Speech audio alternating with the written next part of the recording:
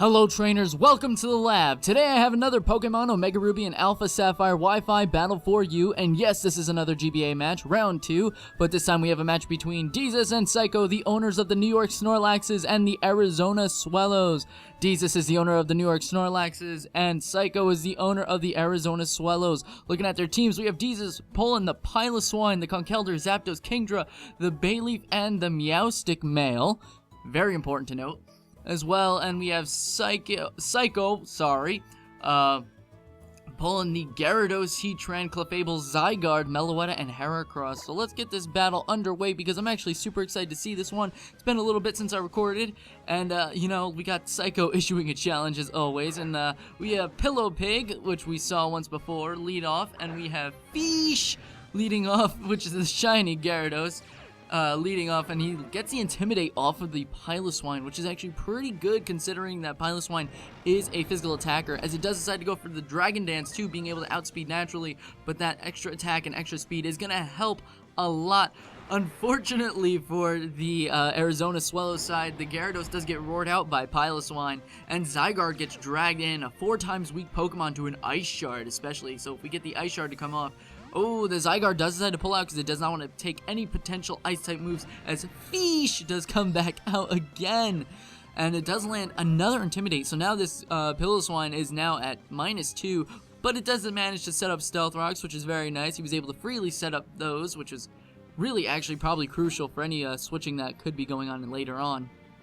As he does decide to send in his Zapdos in place of the Piloswine, fearing any sort of waterfall that's going to be coming through, as the pressure does exert from the Zapdos, and the waterfall, oh, nicely done, is coming through onto the Zapdos, doing actually a lot of damage, bringing it down to half, as Fish does not want to take any damage like a Thunderbolt from this, and does decide to go into Zygarde. Do we see a prediction and go for the HP Ice, because that would be even better to see.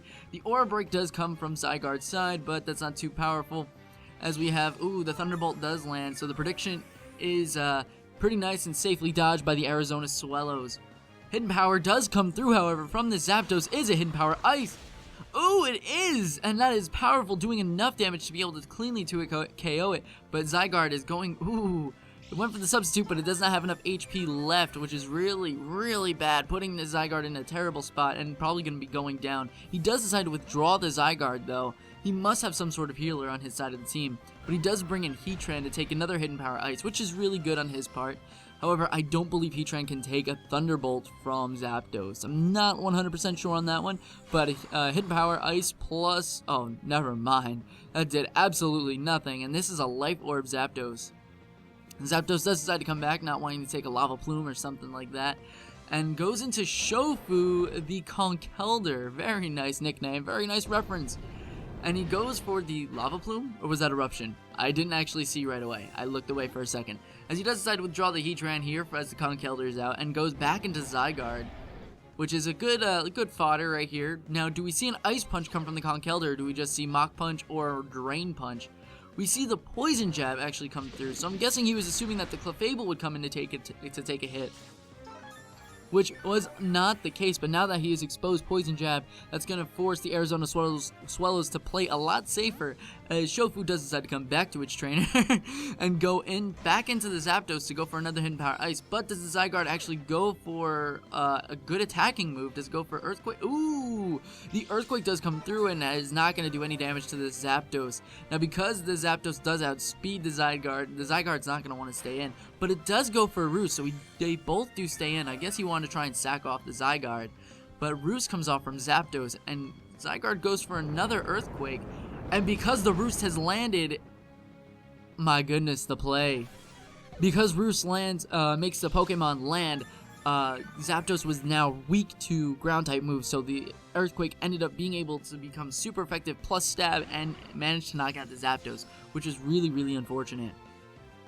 Kingdra is coming in, but it does go right back out because he doesn't want to take an Outrage or anything, as he does decide to go back into Pillow Pig, as the Dragon Tail does come out, which would have done a lot. And I've never seen Zygarde move before. I've never seen it in battle, because I actually still have not found mine, or caught mine, I should say. As we got the Bayleaf coming out here, which is actually a really cool model from the back. I've never seen it before, but I really like the 3D of the leaf and the dimensions on it. As we do see Zygarde now finally able to pull off that substitute, which is nice, and Bayleaf is not able to pull off that Toxic at all, which is really unfortunate for the New York Snorlax side.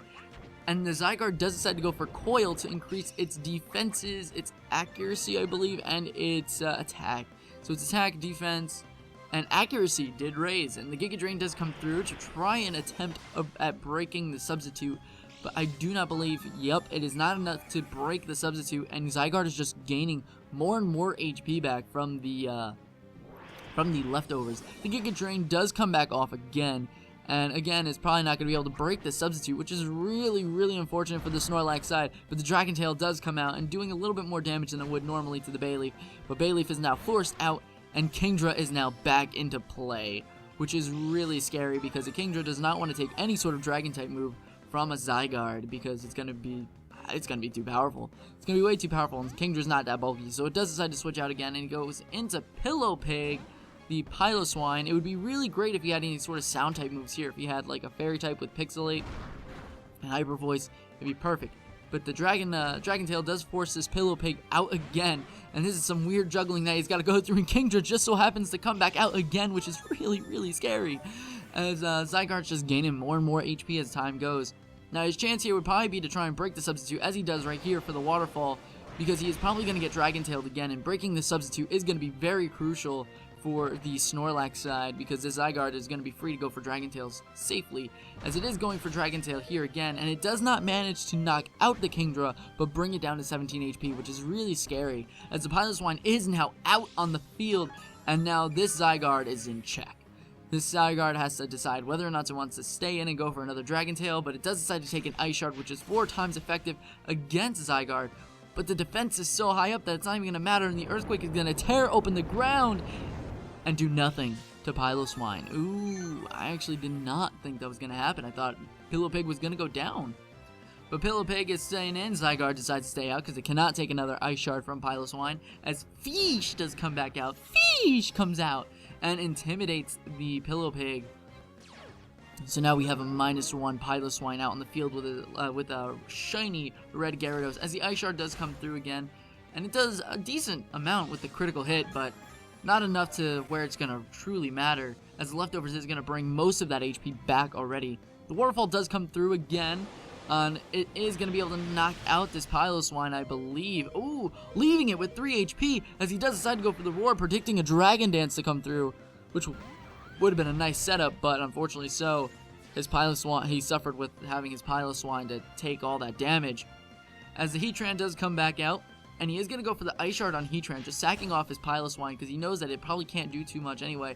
But the damage is damage, and even though it was 1 HP, probably the Lava Plume is coming off and is going to be able to take out Pillowpig, which is really sad because Pillowpig was putting in some work right there and making the predictions. So that's 1 down here as the Meowstic does come through. Do we see any sort of tricky set come from Meowstic, which would be really interesting to see, because Meowstic isn't necessarily the most viable in singles and single battles, but it is going to be interesting to watch, as we do see the Zygarde come back in, and Meowstic does set up a light screen, which is really nice. Good screen support, definitely, I will say, on Meowstic male side. I know Meowstic female is actually the more offensive variant of Meowstic, so I was wondering why he actually decided to pick Meowstic male, except for utility, which the Psychic is actually going to do enough to knock out the Zygarde, which is really, really good, because that Zygarde was a threat to the New York Snorlax, as the Arizona Swellows do decide to bring out Meloetta now, which is really, really scary. And the Thunder Wave does come off from the Meowstic onto Meloetta just to slow it down a tad, because it does not want to go fast. We do not want this Meloetta going fast on the Snorlax side, as it does go for the Hyper Voice, which is doing nothing to this Meowstic. Very nice, specially defensive Meowstic here. This is going to be able to take 1 hit, and he does go back into the Bayleaf. Bayleaf is very, very, very, very, very nice and shiny too. I can't even really tell. Meowstic does go for another Hyper Voice, and ooh, Bayleaf is eating it up. As Meloetta does pull back here, and we get the Heracross to come through, which is a scary threat. A shiny Heracross is a scary threat, especially if it's the Mega Evolution of this team. It is very scary for a Bayleaf just because of the bug weakness.